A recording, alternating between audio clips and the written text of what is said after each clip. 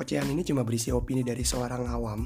Jadi buat lo pada yang ingin mencari opini dari seorang ahli, pakar atau pengamat, silakan minggat.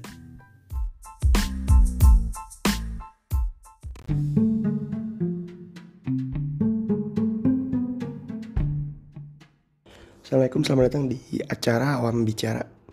Kali ini gue mau bahas soal UN skripsi. Nah ini zaman masa pendidikan lah ya. Rata-rata orang tuh pada takut banget dulu sama yang namanya UN sama namanya skripsi. Bahkan banyak berita-berita juga yang ngeberitain bahwa penjelang UN siswa kesurupan massal, wah segala macam. Ini ada orang yang takut lah. Banyak lah, bahkan banyak orang yang setakut itu untuk menghadapi UN atau skripsi. Kalau skripsi belum sih, gue belum pernah dengar ada yang kesurupan massal gara-gara skripsi.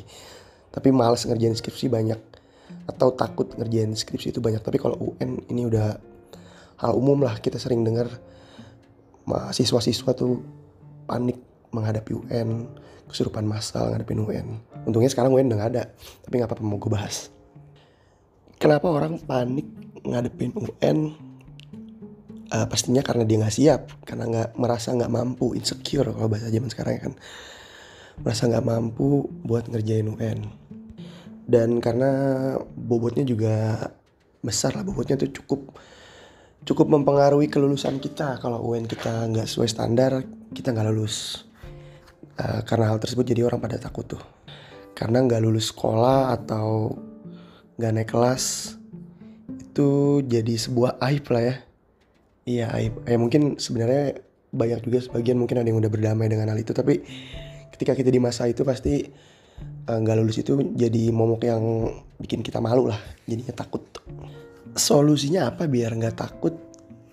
Nah, karena gue pribadi dari dulu nih, dari zaman SD, SMP, SMA sama kuliah, gue suka heran gitu kok orang-orang setakut itu ngadepin UN. Karena gue biasa aja lah ngadepin UN. Biasa aja, sama aja kayak ujian-ujian pada umumnya gitu.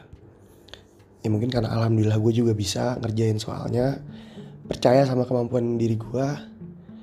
Jadinya ketakutan itu gak gue rasain kayak orang-orang yang lain. Walaupun kadang-kadang gue suka aneh sama orang yang pinter nih. Dia pinter, dia di kelas berprestasi, tapi tetap takut ngadepin UN. Itu ketakutannya apa ya? Ketakutan yang seharusnya gak perlu sih kalau menurut gue. Kalau misalkan lo kurang pinter, ada UN terus lo takut, itu gue bisa paham, gue ngerti.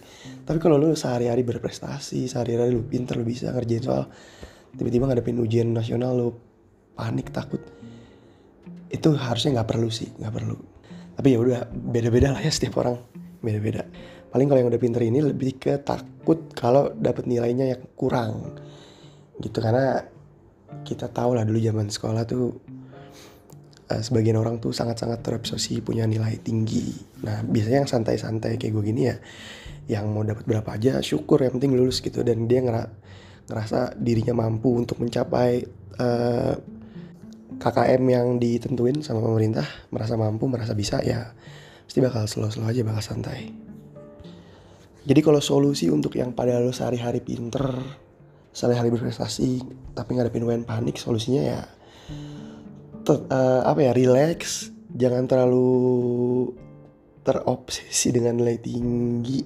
Bagus sih terobsesi dengan nilai tinggi, ya mungkin ada bagusnya, tapi kalau itu membuat lo sampai stres, jelas nggak bagus. Jadi jangan, relax aja, santai, syukuri apa yang ada.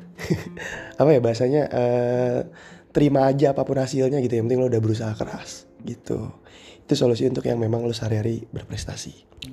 Nah kalau solusi yang memang panik ngadepin UN karena memang sehari-hari gak mampu keep up buat pelajaran di kelas, solusinya apa ya? Belajar sih sebenarnya. Solusinya belajar biar lo paham. Karena sebenarnya kalau lo pikir-pikir nih, bukan kalau lo pikir-pikir, memang faktanya UN itu sama ujian sekolah ya soalnya kagak beda jauh anjir. Gue sih selama 3 kali ngalamin UN sih kayak gitu ya, SD, SMP, SMA. Soal yang ada di UN sama soal yang ada di sekolah ya gak beda jauh, sama gitu. Model soalnya sama, cuman beda kata-katanya doang kan. Matematika, bahasa Indonesia, bahasa Inggris gitu. Jadi solusinya ya belajar tuh emang sulit sih. Gue juga gak tahu deh eh Pasti dulu ngerasain lah ya, kita zaman sekolah tuh memang sebenarnya murid-murid yang bener-bener bisa ngikutin pelajaran tuh kayaknya lebih sedikit deh ketimbang murid-murid yang cuma datang numpang absen sisanya nyontek doang. Itu lebih banyak yang kayak gitu tuh dulu tuh zaman sekolah kelihatannya. Kenapa ya, gue juga bingung tuh kenapa begitu. Makanya jadi hal yang umum tuh kita ngedenger UN, menjelang UN banyak murid-murid kesurupan massal, panik segala macem, menjadi hal yang umum karena fakta di lapangannya kebanyakan orang-orang nggak kuat buat ngikutin pelajaran di kelas.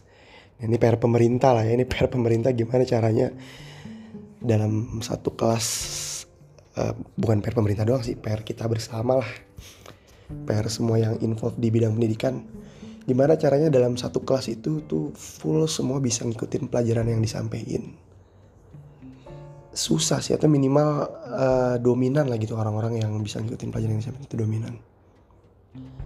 Atau mungkin di sekolah-sekolah bagus mah ini udah terjadi kali ya, di sekolah-sekolah bagus yang memang siswanya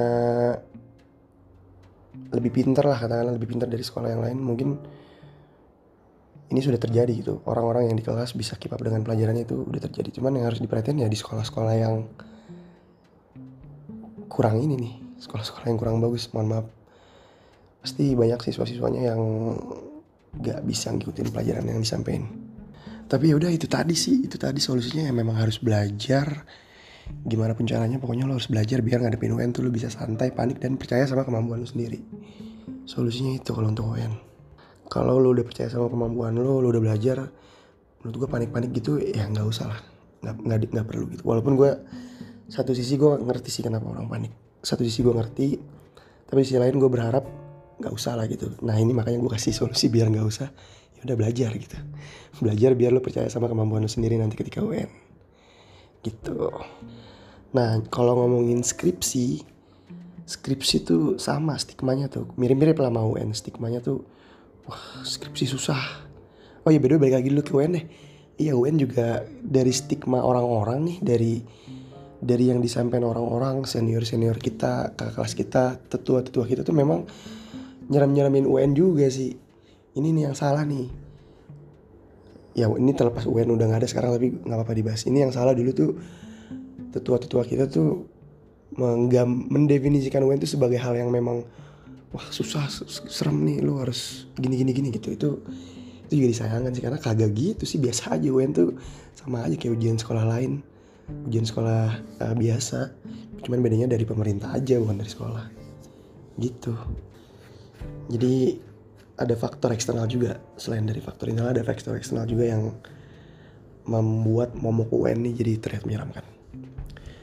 Nah kalau skripsi, jarang lah ya ada orang yang sampai kesurupan atau stres itu sama skripsi, tapi lebih sering ke malas ngerjain skripsi. Dan ini gue pribadi juga ngalamin malas ngerjain skripsi. Setiap orang punya alasannya sendiri lah kenapa dia malas ngerjain skripsi. Kalau gue pada saat itu, karena kebetulan di semester 8 materi kuliah yang udah gue ambil kalau gak salah sisa 8 SKS. Jadi 6 SKS skripsi, 2 SKS-nya nyangkut satu pelajaran apa gitu, gue lupa. Jadi cuman 8 SKS. Nah karena cuma tinggal 8 SKS, itu waktu yang kita punya tuh banyak banget.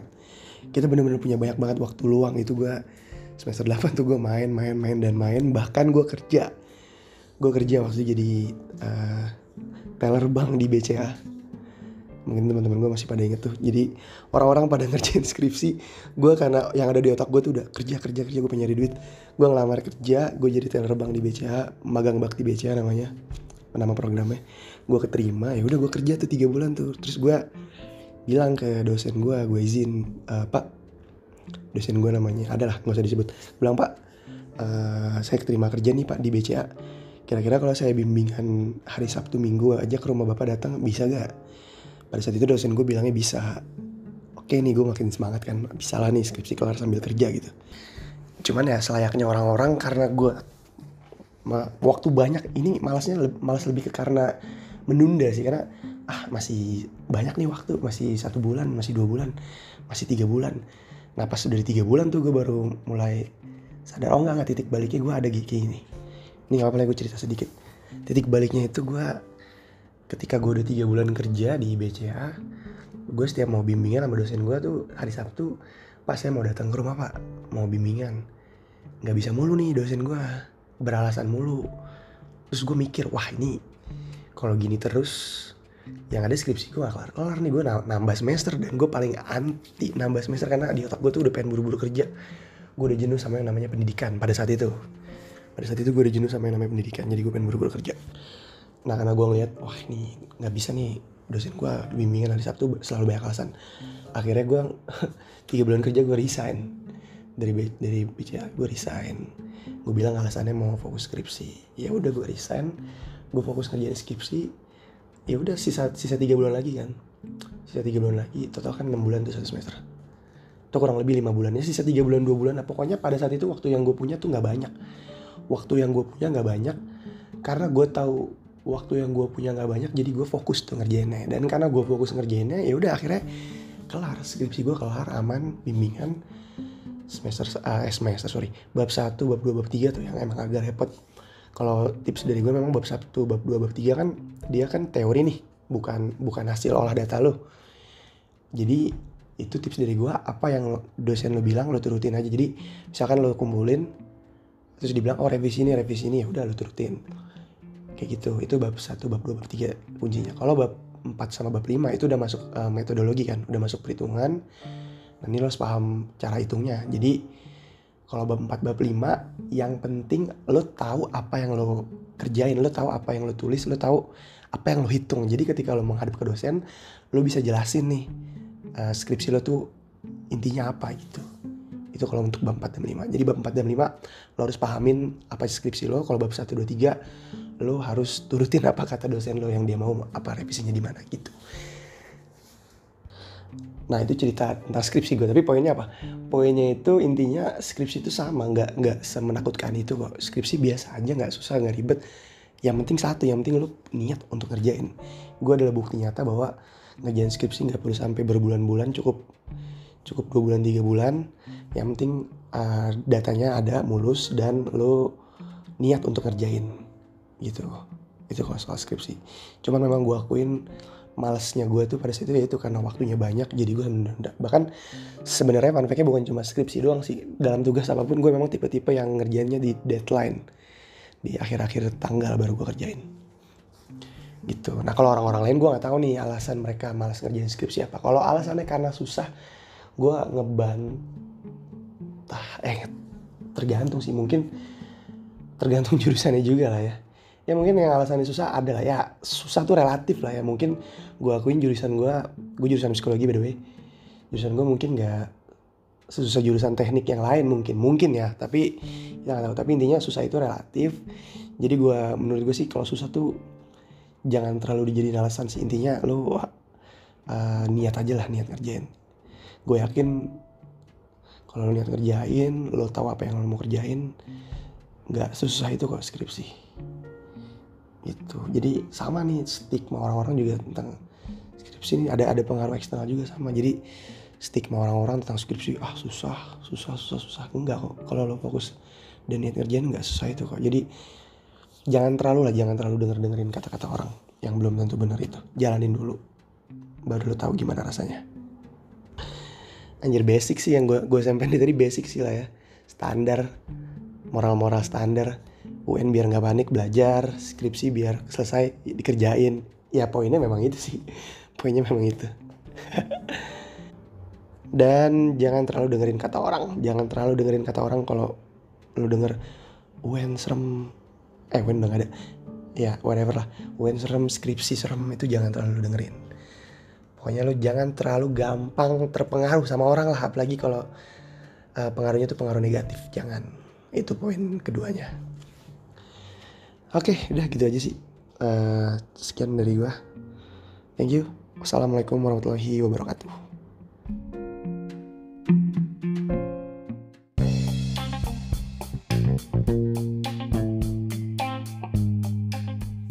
Terima kasih buat yang udah dengerin. Mohon maaf kalau ada salah-salah kata. Sekian dan dadah.